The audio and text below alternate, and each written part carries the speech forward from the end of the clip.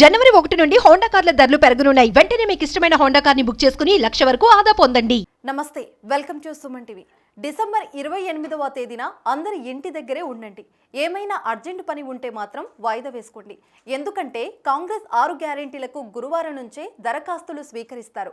మీ గ్రామంలోనే మీరు పథకాలకు దరఖాస్తులు చేసుకోవచ్చు. మీ కుటుంబానికి ఏ పథకాలు వర్తిస్తాయో చూసి దరఖాస్తు నింపితే చాలు. మిగతా పనులు అధికారులు చూసుకుంటారు. తర్వాత చూద్దాం అనుకుంటే భారీ మూల్యం చెల్లించుకోక తప్పదు. మీ చుట్టుపక్కల వారికి వచ్చే పథకాలు మీకు రాకుండా పోతాయి. తర్వాత మీరు ఎంత బాధపడినా ఉపయోగం ఉండదు.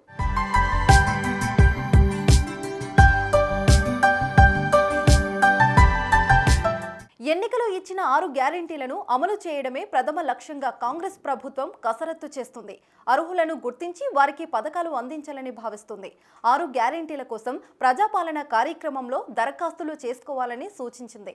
అయితే ఈ దరఖాస్తులు ఎక్కడ దొరుకుతాయి, ఎలా నింపడం, దానికి ఏ డాక్యుమెంట్లు అవసరం లాంటి సందేహాలు ప్రజల్లో ఉన్నాయి. అయితే వాటన్నిటికీ చెక్ పెడుతూ ప్రభుత్వం ప్రజాపాలన దరఖాస్తు ఫామ్ విడుదల చేసింది. 6 గ్యారెంటీల అమలు చేసేందుకు కాంగ్రెస్ సరికొత్త కార్యక్రమానికి శ్రీకారం చుట్టిన సంగతి తెలిసిందే. ప్రజాపాలన పేరుతో డిసెంబర్ 28 నుంచి జనవరి 6 వరకు 10 రోజుల పాటు గ్రామ సభలు, వార్డు సభలు నిర్వహించనున్నారు. ఈ సభలో 6 గ్యారెంటీల కోసం దరఖాస్తులు చేసుకోవాలని ప్రభుత్వం తెలిపింది. 6 గ్యారెంటీలతో పాటు కొత్త రేషన్ కార్డుల కోసం కూడా దరఖాస్తులు చేసుకునే అవకాశం కూడా కల్పించింది. ఆఫ్లైన్ లేదా ఆన్లైన్లలో ఈ దరఖాస్తులు చేసుకునే అవకాశం ఉంది. 10 రోజుల పాటు గ్రామ సభలు ఏర్పాటు చేసి ప్రజల నుంచి నేరుగా అధికారులు దరఖాస్తులు తీసుకోనున్నారు. అందుకు సంబంధించిన దరఖాస్తులను ప్రభుత్వం తాజాగా విడుదల చేసింది. తెలంగాణ అభయహస్తం ప్రజాపాలన దరఖాస్తు పేరుతో ఈ ఫారం విడుదలైంది. ఈ ఒక్క దరఖాస్తుతో అన్ని పథకాలకు అప్లై చేసుకోవచ్చు. ఒక్కో పథకానికి ఒక్కో అప్లికేషన్ పెట్టుకోవాల్సిన అవసరం లేకుండా అన్నిటికీ ఒకటే అప్లికేషన్ పెట్టుకునేలా ఈ ఫారాన్ని రూపొందించింది. ఈ ఫారంలో కుటుంబం వివరాలతో పాటు Aadhaar card number, ration card number, mobile number, వృత్తి, కులం వంటి వ్యక్తిగత వివరాలను నింపాల్సి ఉంటుంది. వ్యక్తిగత వివరాలు నింపిన తర్వాత ఏ పథకానికి దరఖాస్తు చేసుకోవాలనుకుంటే ఆ పథకం కింద అడిగిన వివరాలను అందులో నమోదు చేయాలి. ఉదాహరణకు 500 రూపాయల సబ్సిడీ గ్యాస్ సిలిండర్ పొందాలనుకునే వాళ్ళు గ్యాస్ కలెక్షన్ నెంబర్, ఏజెన్సీ పేరు, ఏడాదికి మీరు ఎన్ని సిలిండర్లు వినియోగిస్తున్నారు అనే వివరాలను పొందుపరచాలి. అదే విధంగా మహాలక్ష్మి పథకం కింద ఆర్థిక సాయం పొందేందుకు అందుకు సంబంధించిన ఆప్షన్ వద్ద టిక్ మార్కు పెట్టాలి. రైతు భరోసా కోసం లబ్ధి పొందే వ్యక్తి రైతా, కౌలు రైతా అనేది టిక్ చేసి పట్టదారు పాస్ పుస్తకం నెంబర్, ఎంత భూమి పండిస్తున్నారు అనేది తెలపాలి. ఒకవేళ రైతు కూలీ అయితే ఉపాధి హామీ కార్డు నెంబర్ నమోదు చేయాలి.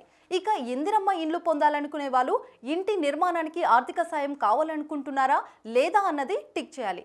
లేదా అమరవీరుల కుటుంబానికి చెందిన వాళ్ళైతే పేరు, అమరులైన సంవత్సరం, FIR number, death certificate number వేయాలి. ఒకవేళ ఉద్యమకారులైతే సంబంధిత ఎఫ్ఐఆర్ నెంబర్ లేదా జైలుకు వెళ్లిన వివరాలు పొందుపరచాల్సి ఉంటుంది. ఇక గృహజ్యోతి పథకం కోసం నెలలో ఎంత విద్యుత్ ఉపయోగిస్తున్నారన్నది యూనిట్లలో పేర్కొనాల్సి ఉంటుంది. దానితో పాటు విద్యుత్ మీటర్ కనెక్షన్ నెంబర్ను కూడా ఎంటర్ చేయాలి.